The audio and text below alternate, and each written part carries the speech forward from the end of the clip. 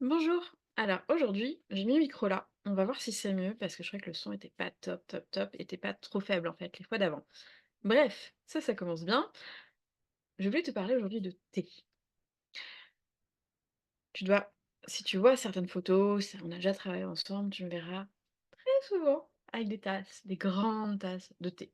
Je suis une férue de thé depuis des années. Et en fait, justement, il y a quelques années, je suis tombée sur une émission sur Arte et ça parlait des composants du thé. Et là, je suis tombée des nues parce que euh, il n'y avait pas que des choses naturelles dedans.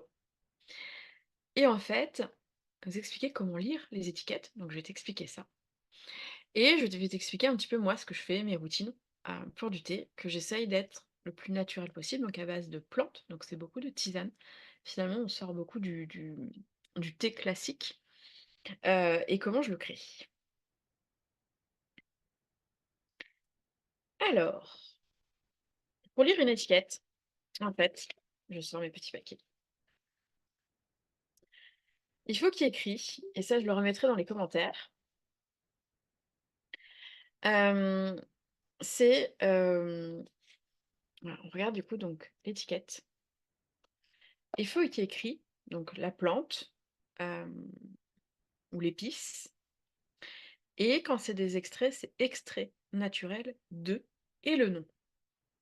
Si c'est juste par exemple extrait de framboise, ce n'est pas naturel. Voilà. Donc là, tu sais tout sur les étiquettes et tu vas t'amuser, comme je l'ai fait peut-être, à regarder du coup les marques que j'avais dans mes placards. Alors, clairement, je n'ai pas jeté mes thés pour autant. Je les ai bu. J'ai juste arrêté d'en racheter. Donc je ne rachète plus certaines marques ou certains thés hem, qui rajoutent en fait d'autres choses qui ne sont pas naturelles. Il y a rien de dangereux pour la santé bien entendu, mais c'est juste des valeurs personnelles que j'ai et que j'essaye de tenir. Donc là typiquement, tu vois, moi j'ai du, Yogi Tea, hem et voilà, là j'ai celui-là, qui est en fait un thé à base de curcuma. Moi, il faut savoir que j'adore, c'est faire, mes propres thés. Donc je prends mes plantes. Donc je pioche. Donc je me suis formée, hein, toutes les plantes, de la femme, notamment toute la périnatalité et cetera.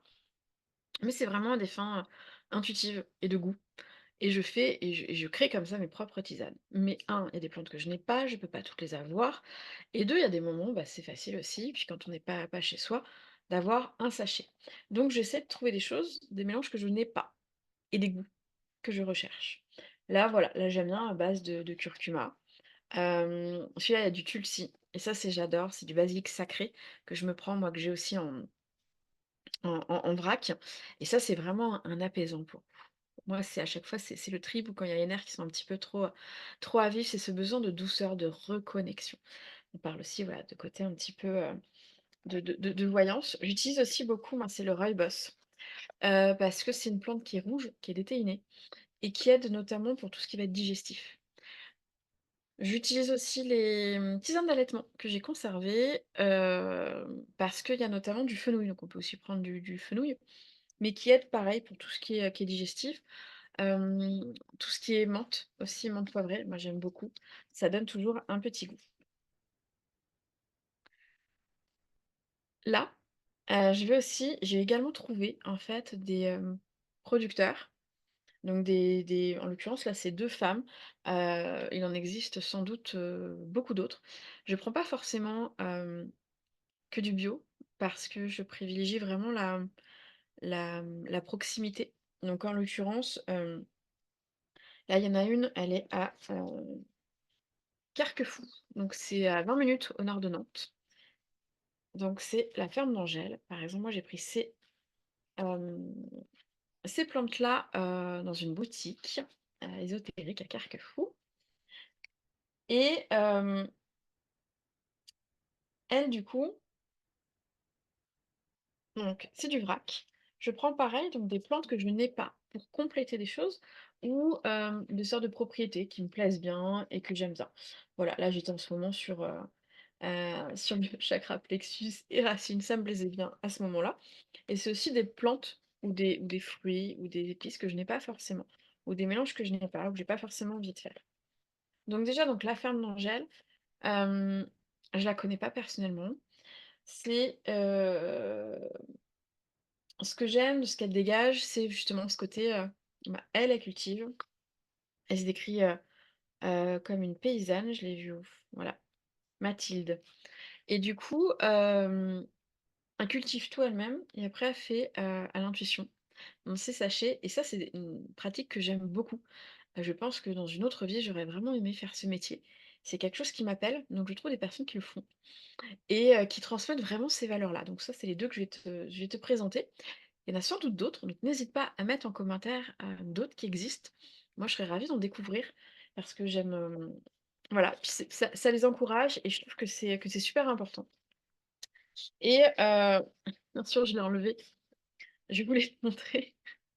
Il y a un petit sachet, en fait, dedans, de cartes, tu sais, à tirer des petits messages et en fait, il était dans le rouge et je l'ai enlevé, vu que je me suis fait une tisane avec et du coup, voilà, je l'ai pas mais voilà, il y a des petites cartes et je trouve que c'est des petits trucs, super, des petits plus, qui sont top. Donc il y a elle qui fait ça, je mettrai son site internet, en commentaire. Je n'ai jamais, acheté sur son site et il y a aussi, que je connais depuis un petit peu plus longtemps, donc Sauge Céleste.